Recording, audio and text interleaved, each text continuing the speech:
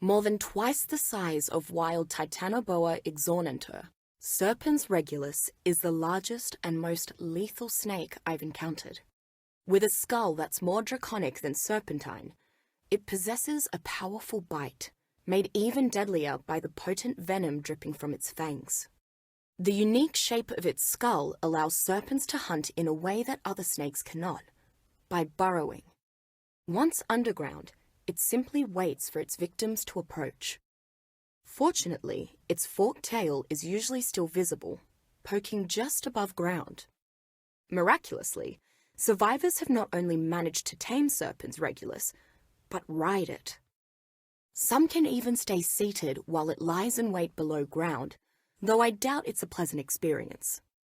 While a wild serpent can only be forced out of hiding by fire or explosives, once domesticated, it is easily trained to burrow or surface on command. Microluminous Globulus is best described as a slobbering, roly-poly ball of affection. Just like its kin, it is completely harmless, despite its pronounced fangs. So if a survivor sees one running towards them, they should prepare to be licked, not bitten. Unfortunately, being so ugly that you're cute is not an effective means of self-defense, which lands it near the bottom of the food chain. Its charged light may intimidate some predators, but it attracts just as many. While Microluminous Globulus has skin reminiscent of lizards or amphibians, its behavior is incredibly similar to a common canine.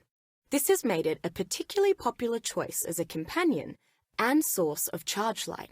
But remember, whatever shoulder you rest it on will be covered in drool within minutes.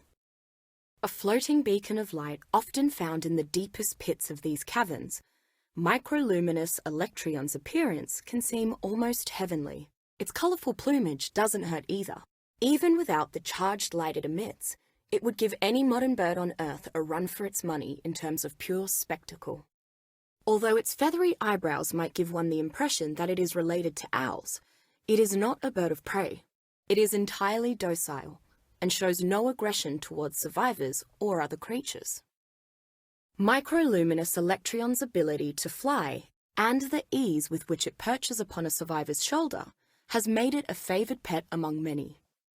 Some consider it the most refined of its glowing brethren, but I think they just want to look like a pirate. Not that I blame them. The Lightbug is believed to be a descendant of the Lampyridae insect family. Typically, an insect with its characteristics will flourish in areas with no known natural predators. However, I believe the Lightbug population is moderated by the amount of creatures that vie for its charged light source. Despite being the source of a prized resource, many tribes believe the Lightbug to be sacred and admire it for its illuminance and elegant patterns. Domesticating a Lightbug would be a complete waste of time. It is not known to have any useful utility or function. I imagine you could save on fuel by using them to light a settlement. With a body reminiscent of a gecko, fluttery wings, and a natural stockpile of charge light, Microluminous Psyche has an unearthly, if oddly charming appearance. A curious creature by nature, it always gave me the impression that it was studying me as much as I was studying it. A favourite snack of many predators, this small lizard has no natural poisons or any means of defending itself at all, save for a swift retreat and its charge light. Survivors can approach it without fear. As a pet, Microluminous Psyche is happy to clamber up a survivor's shoulder and cling to it as though it never wants to leave. Evenly tempered and easy to care for after being tamed, it is a stalwart companion and an excellent source of charge light. Carquinas versatis is the giant cousin of modern crab species, with long, spindly limbs that remind me of the Japanese spider crab and a hard, stony shell. It is much more agile than its smaller brethren, but even more noticeable are its pincer claws. In an extraordinary display of dexterity, Carquinas is able to wield each claw independently and precisely. This allows it to trap multiple targets in its vice-like grip, or hold an enemy in one claw while it smashes a second foe with the other. Many survivors have found Carquinas to be an excellent war steed, as it can snatch enemy riders from their mounts or grab and throw smaller creatures. However, its ability to leap to great heights and its swiftness, relative to its size, also makes it useful in caravans. Xenomison luminosus is one of the most poisonous aquatic species I've ever encountered. While its trademark glowing tail makes it easy to spot and identify, those luminescent glands are also where it produces and stores a debilitating poison. Xenomison has developed a particular fondness for blood, and whenever possible, it will attempt to latch onto human subjects. Once it does, it injects a poison for which there are only two cures, a specialized antidote or time. I would not recommend the latter. While Xenomison cannot be brought to heal, some survivors have stored them in fish baskets for other uses. This keeps the subject alive and contained, but not properly tamed.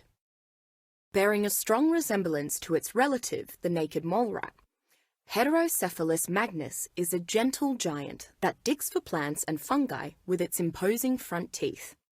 While foraging, it often uncovers precious resources inadvertently, but survivors should claim them with caution, as this triggers an aggressive response.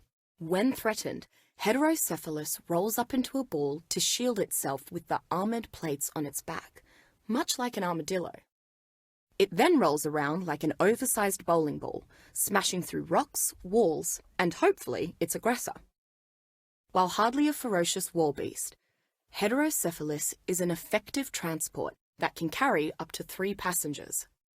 In theory, it could also be a siege weapon, as its rolling attack can dent even metal. Fortunately, most survivors use a special saddle that deploys a protective canopy when it starts spinning, which not only keeps them from getting squished, but provides extra protection to the rider and mount alike. The origins of the nameless remain a mystery, but wherever they came from, these vicious creatures are nothing to scoff at, as they are rarely found alone. Common nameless act in a subservient role to their pack's alpha, and will quickly heed its call to battle. Though savage in nature, the nameless are deceptively intelligent. When hurt, they burrow underground to recover and protect themselves from further damage.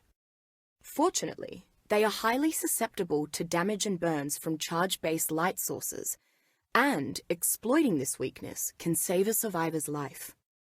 All attempts to pacify a nameless have failed. Each one has an extremely powerful bond with its pack leader, and for survivors, it might as well be unbreakable. Anywhere else, Canis bargas' powerful muscles, wicked claws, and fearsome countenance would put it near the top of the food chain. Yet in these caves, this common lupine predator resides somewhere in the middle. That said, it is an intelligent hunter with an exceptional ability to adapt. For example, it has learned to utilize the zip lines that survivors have built as a means of travel, all on its own. Remarkable.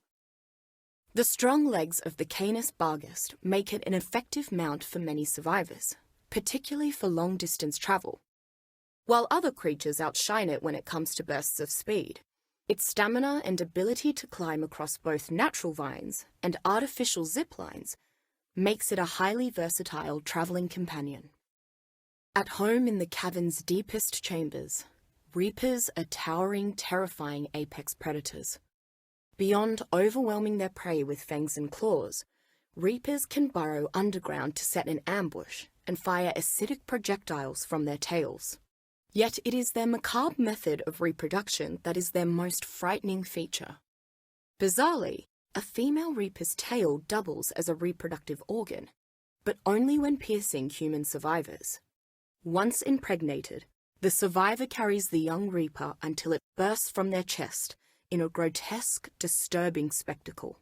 If impregnated by a female reaper, I strongly urge that survivor kill the embryo via exposure to radiation. However, there are rumors that reapers might imprint themselves on a survivor who possesses a reaper pheromone gland.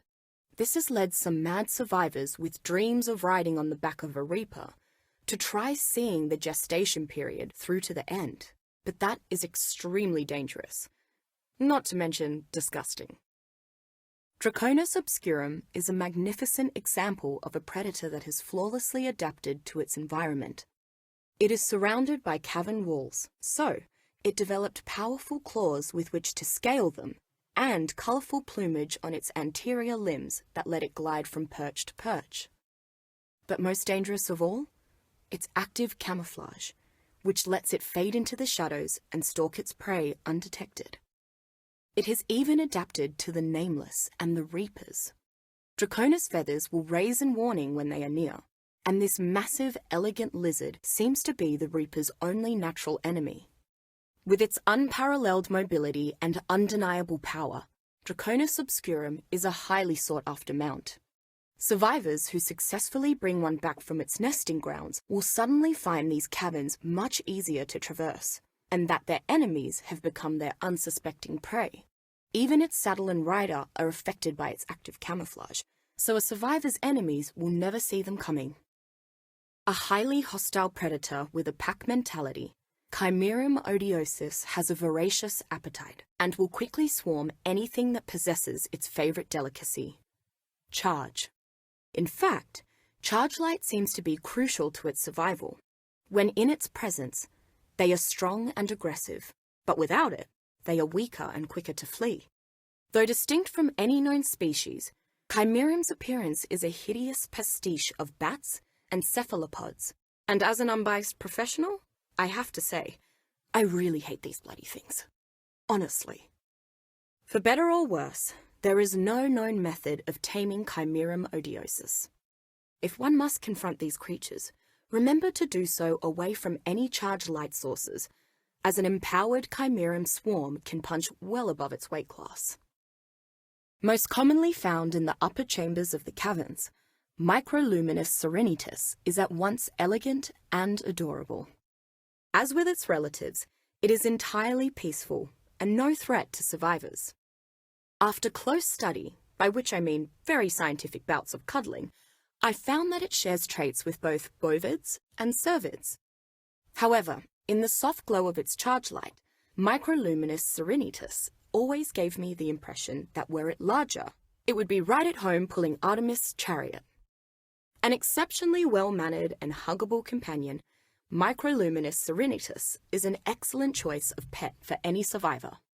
Whether it is providing a source of charge light from your shoulder or playfully bounding up beside you, its presence is sure to brighten up your day.